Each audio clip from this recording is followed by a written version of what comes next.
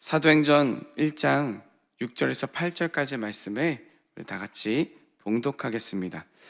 그들이 모였을 때에 예수께 여쭈어 이르되 주께서 이스라엘 나라를 회복하심이 이때이니까 하니, 이르시되 때와 시기는 아버지께서 자기의 권한에 두셨으니 너희가 알 바 아니요 오직 성령이 너희에게 임하시면 너희가 권능을 받고 예루살렘과 온 유대와 사마리아와 땅끝까지 이르러 내 증인이 되리라 하시니라. 아멘. 저는 오늘 이 말씀을 가지고 성령이 너에게 임하시면 이라는 제목을 함께 은혜를 나누고자 합니다. 여러분, 오늘 말씀은 여러분 너무나 잘 알고 있는 말씀입니다. 성령이 너에게 임하시면 하면서 나오는 말씀이 우리에게 큰 도전이 되기도 합니다. 우리에게 힘이 되기도 하고, 이 말씀을 붙잡고 살아가면 우리가 하나님의 복음 전도자가 될 수 있는 원천이 되기도 합니다. 여러분의 이 말씀이, 성령이 임하시면 하면 이 말씀이 우리에게 말씀하셨던, 예수님께서 그 제자들에게 말씀하셨던 이 말씀이 왜 나왔을까요? 여러분, 우리가 신앙생활하면서 우리가 엎드려져 기도할 때 가장 많이, 간절하게 기도할 때 가장 많이 질문하는 질문 중에 이 질문도 있을 것입니다. 하나님, 도대체 언제입니까? 내 인생의 길고 이 큰 고난은 언제 끝납니까? 내가 가지고 있는 이 문제들, 오늘도 가지고 온 이 문제, 주님 도대체 언제 해결해 주실 겁니까? 이 답답한 마음 언제 풀어주실 것이며, 이 질병, 오래된 이 질병 도대체 언제, 주님, 우리 가족들 언제 구원하여 주실 것입니까? 라는 질문을 우리가 하기도 합니다. 이 자리에 나와 있는 여러분들도 이 답답한 마음을 가지고 나와 있는 분들도 있으실 것입니다. 그런데 여러분, 오늘 이 본문 말씀 보면 부활하신 예수님께서 나타나셔서 그 예수님 앞에 선 그 제자들이 우리와 똑같은 이 질문을 하고 있습니다. 제자들이 주님께 이렇게 묻습니다. 주께서 이스라엘 이 나라를 언제 회복하실 것입니까? 주님, 이제 부활하셨는데 주님, 이제는 이 로마의 압제에서 끝날 때입니까? 주님, 당장 이 팍팍한 이 억울한 이 현실 가운데 우리를 구원하여 주시옵소서. 그 구원할 때가 이제 얼마 남지 않은 거 맞습니까? 아니, 이런 질문을 하게 됩니다. 주님, 우리의 문제 언제 해결할 겁니까? 언제 해결해 주실 겁니까? 라는 질문과 비슷합니다. 그런데 이 질문에 예수님의 대답이 너무나 기가 막힙니다. 예수님의 대답을 보면 상처받는 대답일 수도 있습니다. 조금만 참아라, 이제는 다 해결될 것이다 라는 우리의 기대의 대답이 아니라, 내 알 바가 아니다, 그건 네가 상관할 게 아니다 라는, 정말 우리가 기대한 대답과 다른 대답을 하고 계십니다. 단호하십니다. 문제의 해결의 시기를 너가 내게 묻는 게 아니라 하나님께 다 맡겨라 라는 우리의 차원과 다른 대답을 하고 계십니다. 주님은 당장 이 코앞에 있는 문제, 이 문제가 언제 해결할 것인가, 그 시기에 매달려 있는 우리들에게, 그 제자들에게 그 현실을 뛰어넘어 이 세상에 이길 수 있는 능력을 우리에게 허락해 주고 계십니다. 여러분, 그 능력 누가 주신다고 하십니까? 바로 우리가 너무나 잘 알고 있는 성령이 너에게 임하시면. 여러분, 이 시간 우리의 삶 가운데 막막한 현실 앞에, 예수님 앞에 내어놓고 주님 앞에 부르짖을 때에 우리의 삶에 성령이 임하시면 그 성령으로 말미암아 우리의 삶에 문제가 해결될 줄 믿습니다. 기대함으로 나아갈 때에 그 성령의 임재와 권능으로 말미암아 우리의 삶에 그 답답함이 풀릴 줄 믿습니다. 그 문제로 인하여 우리의 시선이 열리고, 우리의 마음이 열리고, 우리의 삶의 모든 문제가 떠나갈 줄 믿습니다. 그렇다면 오늘 말씀처럼 우리에게 약속하신, 예수님께서 약속하신 그 성령님이 임하시면, 그 성령이 임하시면 우리의 삶에 어떤 변화가 일어날까요? 그 본문을 통해서 우리가 살펴볼 것은 첫 번째 바로 시선의 변화입니다. 여러분, 성령이 임하시면 우리의 시선이 변화됩니다. 성령이 임재하심으로 통하여서 나의 문제 안에서의 갇혀있던 내 시선이 하나님의 사명으로 옮겨지는 변화가 일어납니다. 앞서 제가 말씀드린 것처럼 제자들은 온통 관심은 오직 땅의 문제에 있었습니다. 이 땅 가운데 살아가는 이 땅의 문제에서 시선이 머물러 있었습니다. 로마의 압제에서 언제 벗어나느냐, 내 코앞에 있는 이 문제가 언제 벗어나느냐, 언제 끝나느냐, 우리도 마찬가지입니다. 이 땅에서 시작되는 이 문제로 우리가 시선이 고정되어 있음을 알게 됩니다. 그런데 성령이 임하시면 이 땅의 문제가 하나님의 사명의 문제로, 사명의 길로 옮겨질 줄 믿습니다. 당시 유대인들은 그 땅의 문제에서 벗어나고 싶었습니다. 로마의 무력에서 벗어나서 메시아가 오면 우리가 다시 다윗의 시대의 영광으로 재현될 것이라고 굳게 믿었기 때문입니다. 그래서 제자들은 부활하신 예수님을 이제 정치적인 혁명 일으키시 유일한 희망을 믿고 있어서 그 절박한 질문을 하게 된 것입니다. 어찌 보면 당연한 것입니다.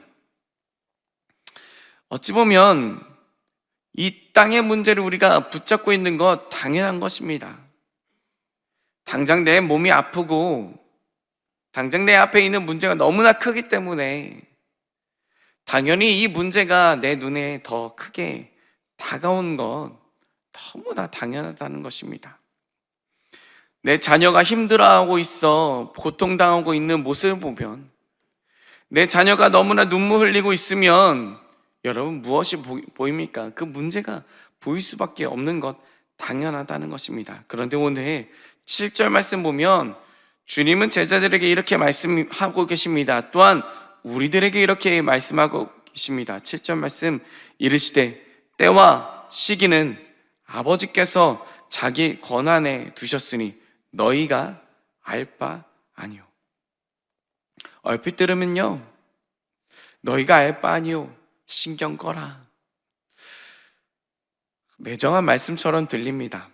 그런데 여러분, 이것은요, 하나님께서 너희의 고통을 외면하겠다, 너의 고통 그거 아무것도 아니야, 너희가 몰라서 그러는데, 이런 매정한 말씀이 아니라 오히려 우리가 그 땅의 문제로 인하여서 짓눌리고 있는 문제, 그 문제에서 건져주시기 위한 하나님의 대답일 줄 믿습니다.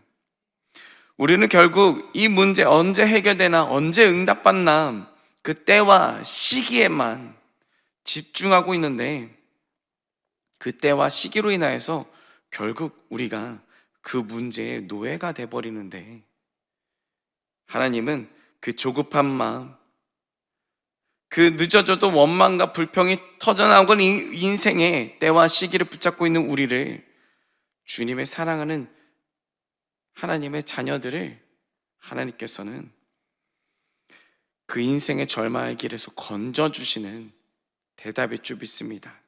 주님은 그 때와 시기 누구에게 맡겨라? 하나님께 맡겨라 라고 말씀하고 있는 것입니다.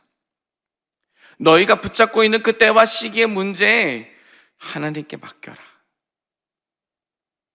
너가 제 절망 가운데 붙잡혀 있고 속해 있는 그 때와 시기 하나님께 맡겨라 라고 얘기하고 있습니다. 너희는 그 시선을 들어 주님 앞에 나아가라 라고 얘기하는 것입니다. 그래서 성령이 너에게 임하시면 가장 먼저 일어나는 기적이 바로 시선의 고정이 옮겨진다라는 것입니다. 우리가 그 때와 시기로 인하여서 얽매있던 이 삶이 주님 앞에 맡겨짐으로 말미암아 성령이 임하시면 우리가 자유함을 얻는다라는 것입니다. 우리의 문제의 크기에만 고개가 고정되어 있다면 그 문제보다 더 크신, 그 문제를 해결하신 하나님께 그 시선을 돌리라 라고 하는 것입니다. 나를 덮쳐 나를 절망 가운데 빠져들게 하는 그 파도가 아니라 그 파도에 넘어서 그 파도를 밟으며 걸어오고 있는 하나님을 바라보라. 여러분, 성령이 임하시면요, 내 앞에 닥쳐있는 그 문제가 아니라 그 좁은 시선에서 넓어져서 우리의 문제를 해결하시 주님을 바라볼 수 있을 줄 믿습니다. 하나님을 바라봄으로 말미암아 우리의 얽매여있던 이 마음에서 하나님이 주시는 평안함이 임할 줄 믿습니다. 성령이 임하셔서 우리의 시선이 위대한 하나님의 사명에 옮겨질 줄 믿습니다. 그러면 그 옮겨진 시선으로 인하여서 이 험한 능력, 이 험한 세상 어떤 능력으로 우리가 살아가야 할까요?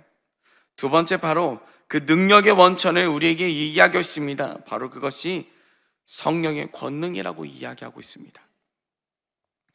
8절 상반절 말씀에 이렇게 기록되어 있습니다. 오직 성령이 너에게 임하시면 너희가 권능을 받고 라고 이야기하고 있습니다. 우리의 원천이 무엇입니까? 성령입니다. 성령께서 우리에게 권능을 주신다라고 하고 있습니다. 여러분, 이 말씀, 이 권능은 두나미스, 바로 다이너마이트가 이 단어에서 유래되었는데, 성령님이 임하신다는 것은 뭐냐면 우리의 곁에 있는 것이 아니라 위로부터 아래로 그 덮치듯이, 터지듯이, 폭포수와 같이 그 물줄기가 우리의 온몸을 다 장악하고 덮이듯이 우리를 덮는 사건을 이야기하고 있습니다.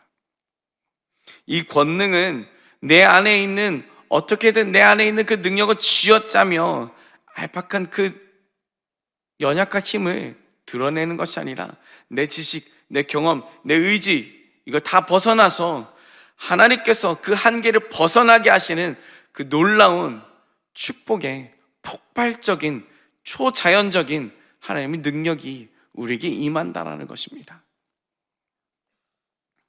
여러분,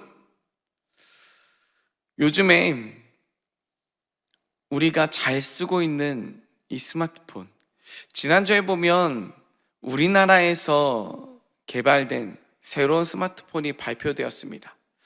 또 이번 주에는 또 미국에서 개발된 스마트폰이 발표된다, 기대해라, 이제 우리의 시대다 라고 하면서 그 지도자가 얘기하기도 했는데, 여러분, 그거 여러분들이 한 대씩 하나씩 가지고 있는 그 스마트폰 어떻게 생활하고 계십니까? 통화만 하고 계십니까? 아니요. 여러분, 이 스마트폰 하나 가지고 우리는 모든 걸 다 하게 됩니다. 지난주에 발표됐던 그 스마트폰은 온 디바이스라고 해서 그 하나로 그 말만 하면 결제도 대신해주고 주문도 대신해준다고 합니다. 여러분, 우리가 이 스마트폰 가지고 별의별 거 다 합니다. 정말 이 하나 가지고 은행 가지도 않아도 되고 마트에 가지도 않아도 되는 세상이 열리게 된 것입니다. 그런데 여러분, 그 스마트폰이 배터리가 0%가 됐다면, 여러분, 그것은 아무리 대단한 스마트폰이어도, 기능들이 많은 스마트폰이어도 그곳에 배터리가 없다면 쓸 수 없는 쇳덩어리입니다. 아무짝에도 쓸 수 없는 쇳덩어리에 불과합니다. 우리의 신앙생활도 마찬가지입니다. 성령이 임하셔야지만 우리가 그 권능을 받음으로 말미암아 우리의 삶 가운데 나타나는 놀라운 능력이 임한다라는 것입니다. 여러분, 저마다, 여러분도 그렇고 저도 그렇고 각자의 능력이 있습니다. 하나님이 주신 능력이 있습니다. 하나님 주신 달란트가 있습니다. 여러분, 여러분들의 그 삶에서 아버지로서, 아내로서, 직장의 상사로서, 아니 직원으로서 여러분들에게 정말 놀라운 능력이 있다는 것입니다. 그런데 그 능력을 어떻게 발휘하느냐? 어떻게 발휘할 수 있느냐? 내 힘으로 발휘할 수 있을까요? 아니라는 것입니다. 성경은 기록합니다. 너희가 성령이 임하시면 너희가 권능을 받는다. 성령으로 인하여서 하나님 주신 그 권능으로 하나님 주신 그 달란트를 우리가 10분 발휘할 수 있다라는 것입니다. 아무리 자상한 아빠여도, 아무리 사랑 많은 아내여도, 여러분, 이 땅 가운데 살아가며 지쳐 방전되면 결국은 내 쓴뿌리가 나타나고 결국 내 부족함이 나타나는 것이 인간인데, 하나님의 성령이 임하셔서 권능을 받으면 자상한 아빠가, 사랑이 많은 엄마가 될 수 있다는 것입니다. 하나님이 주신 그 달란트로 10분 발휘할 수 있는 능력 입은 하나님의 자녀가 될 수 있다는 것입니다. 여러분, 우리의 힘의 원천 무엇입니까? 성령. 그 성령님의 충전을 받아, 그 권능을 받아 여러분들이 가지고 있는 그 능력 가운데 10분 발휘하며 나아가기를 축원드립니다. 그 능력이 우리의 힘보다 더 크신 하나님의 능력으로 체험받기를 축원드립니다. 그렇다면 여러분, 성령의 권능을 받아 내 영혼이 100% 충전되었다면 우리는 어떻게, 그 능력을 어떻게 사용하며 살아가야 할까요? 오늘 이 말씀은 이렇게 얘기합니다. 잘 먹고 잘 살아라. 그것이 아니라 이렇게 얘기합니다. 우리의 삶의 목적, 세 번째 삶의 목적은 여기 있다고 얘기하는데, 바로 8절 하반절에 이렇게 기록되어 있습니다. 예루살렘과 온 유대와 사마리아와 땅끝까지 이르러 내 증인이 되리라. 여러분, 우리의 삶의 목적은 여기 있습니다. 증인이 되리라. 잘 먹고 잘 살아라? 아니요, 증인이 되리라. 누구의 증인이 되리라? 하나님의 증인이 되리라. 예수님의 증인이 되리라. 믿음의 자녀로서의 증인이 되리라.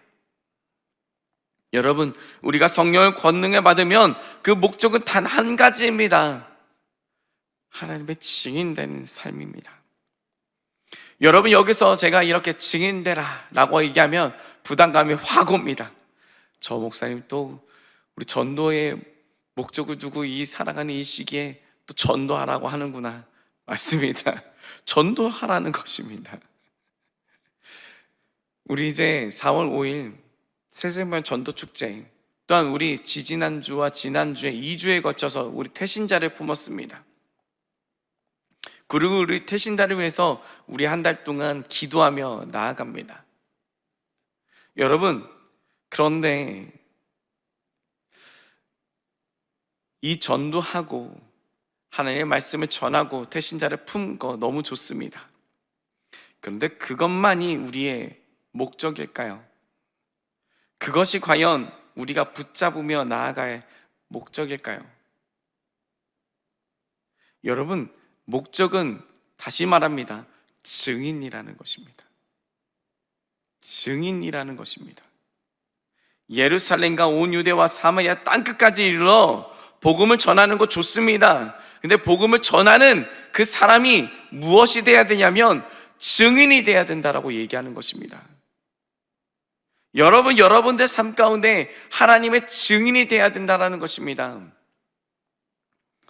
증인은 무엇입니까? 증인은 뭐냐면 내가 느낀 것, 내가 본 것, 내가 확실히 느낀 것, 내가 확실히 본 것, 내 삶에 나타난 것, 그것을 가감없이 정직하게 말하는 것이 증인의 삶입니다. 여러분들의 삶에 하나님 만난 것, 하나님 본 것, 하나님을 인하여서 내가 느낀 것, 체험한 것, 그것을 말하는 것이 하나님의 증인인 여러분, 무엇을 말하겠습니까? 무엇을 말하겠습니까? 여러분들의 삶에 나타난 하나님을 증거하며 나아가는 증인의 삶 되기를 축원드립니다. 여러분, 법정에 서면요, 선서합니다. 나는 거룩한 양심에 따라 숨김과 보탬 없이 사실만을 말할 것을 선언합니다. 여러분, 여기서 얘기합니다. 숨김과 보탬 없이. 증인은요, 거짓을 말하는 거 아닙니다. 여러분들이 만나 하나님을 말하는 것이 여러분들이 만나지도 못한 하나님을 전하는 것이 아닙니다. 여러분들이 만나 하나님을 전하는 것입니다. 숨김과 보탬 없이. 여러분, 여기서 말하는 숨김과 보탬 없이, 내가 만나지도 못한 하나님을 전하지 않는 것뿐만 아니라 내가 만난 하나님을 전하지 않는 것도 증인이 아니라는 것. 여러분, 침묵하지 마시고 위증하지 마시고 여러분들이 만난 하나님을 전하며 나아가기를 축원드립니다. 여러분, 그것이 내 억지가 아닙니다. 증인은요, 기뻐하며 나아가는 것이 증인일 줄 믿습니다. 여러분이 정말 맛집을 만난다면 그 맛집 기쁘게 전할 것입니다. 내가 만난 하나님, 여러분, 절망 가운데 전하겠습니까? 아니요, 기뻐하면서 전하게 됩니다. 내가 말이야, 하나님 만났는데 하나님이 이렇게 하셨어. 정말 기뻐하면서 전할 것입니다. 여러분, 전하는 것이 정말 기쁜 일일 줄 믿습니다. 정말 증인된 삶은요, 기쁨으로 전하는 증인된 삶일 줄 믿습니다. 여러분들의 삶에 평안해 주신 하나님, 여러분들의 삶에 응답하신 하나님, 여러분들의 삶에 기적을 행하신 하나님, 그 하나님을 기쁨으로 전하시기를 축원드립니다. 여러분, 우리가 맛보고 즐기고 우리가 보았던 것, 여러분들의 삶 가운데 나타나면서 여러분들의 삶을 인도하셨던 하나님을 전하며 나아가길 축원드립니다. 이제 말씀 맺겠습니다. 우리가 서 있는 곳, 예수님은 그 십자가의 사랑을 전해야 된다라고 우리를 얘기하고 있습니다. 그것이 어디입니까? 바로 땅끝입니다. 여러분, 근데 그 땅끝이요, 우리가 가지 못하는 그 땅끝입니까? 비행기를 타고 저 오지 끝에 24시간 아니 열 몇 시간 타고 가야 될 그곳입니까? 그곳이어야지만 우리가 땅끝까지 전하는 것입니까? 여러분, 아직 주님의 사랑을 알지 못하고 홀로 지내고 있는 우리의 가족들이 있다면, 눈물로 기도가 필요한 우리의 자녀들이 있다면, 매일 우리가 살을 부대끼고 말하고 시간을 많이 보내는 직장의 동료들과 이웃들이 있다면, 그것이 내가 품어야 할 사마리아 땅이고 그것이 우리의 땅끝일 줄 믿습니다. 여러분, 그곳에서 여러분이 만난 하나님을 전하며 나아가길 축원드립니다. 여러분들의 힘이 아니라 성령이 임하셔서 성령의 권능을 받고 성령의 능력으로 그 삶을 살아가시기를 축원드립니다. 복음을 전하며 주님의 증인된 삶 살아가길 축원드립니다. 그 땅끝, 여러분들이 살아가는 그 삶에서 하나님의 삶이 나타나는 증인된 삶이 되기를 축원드립니다. 우리가 그렇게 살아감으로 말미암아 하나님께서 능력 주신 자 안에서 기쁨을 누리며 평안을 누리며 살아가는 저와 여러분들이 되기를 축원드립니다. 기도하겠습니다. 사랑이 많으신 하나님 아버지, 나의 삶의 문제, 고통의 시기 가운데 갇혀있는 우리의 시선을 들어주셔서 하나님의 사명을 감당하며 나아가게 하여 주시옵시고, 내 힘과 내 의지로 그 삶 사명을 감당하는 것이 아니라 하나님의 성령으로 능히 권능을 받아 하나님의 사명을 감당하며 그 땅끝까지 복음을 전하는 기쁨으로 그 복음을 전하는 하나님의 증인된 삶 살게 하여 주시옵소서. 이 땅 가운데 하나님의 생명을 전하며 나아가게 하여 주시고 숨김없이 보탬 없이 내가 만난 하나님을 전하며 나아가는 우리들의 입술 될 수 있도록 주님 인도하여 주시옵소서. 오늘도 주의 성령을 구하며 나아갑니다. 주여, 성령 의지하며 나아가오니 우리에게 그 능력 허락하여 주시옵소서. 주님께 귀한 예물 드렸습니다. 드린 손길 위에 기뻐 받아 주시옵시고 흠양하여 주사 우리의 삶에 주님의 은혜로 넘쳐나게 하여 주시옵소서. 주님의 삶이 임할 줄 믿사오며 우리 주 예수 그리스도의 이름으로 기도합니다. 아멘. 주기도문으로 예배를 마칩니다. 하늘에 계신 우리 아버지여, 이름이 거룩히 여김을 받으시오며 나라가 임하시오며 뜻이 하늘에서 이루어진 것 같이 땅에서도 이루어지이다. 오늘 우리에게 일용할 양식을 주시옵고 우리가 우리에게 죄 지은 자를 사하여 준 것 같이 우리 죄를 사하여 주시옵고 우리를 시험에 들게 하지 마시옵고 다만 악에서 구하시옵소서. 나라와 권세와 영광이 아버지께 영원히 있사옵나이다. 아멘. 우리에게 능력 주신 주님께 모든 영광 올려드립니다. 할렐루야. 우리 기도하는 시간입니다. 3월 23일부터 25일까지 창립 34주년 봄붕회와 축복성회를 위해 함께 기도하시길 바랍니다.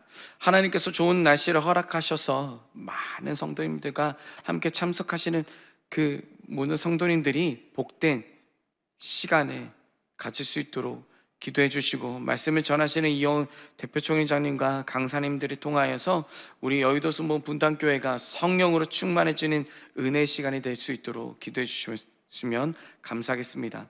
또한 4월 5일 새샘면 전도축제를 앞두고 태신자들을 주님의 마음으로 품고 기도하게 하시고 태신자들이 우리가 품은 그 태신자들이 그 새샘면 전도축제에 꼭 참석할 수 있도록 기도해 주셨으면 좋겠습니다.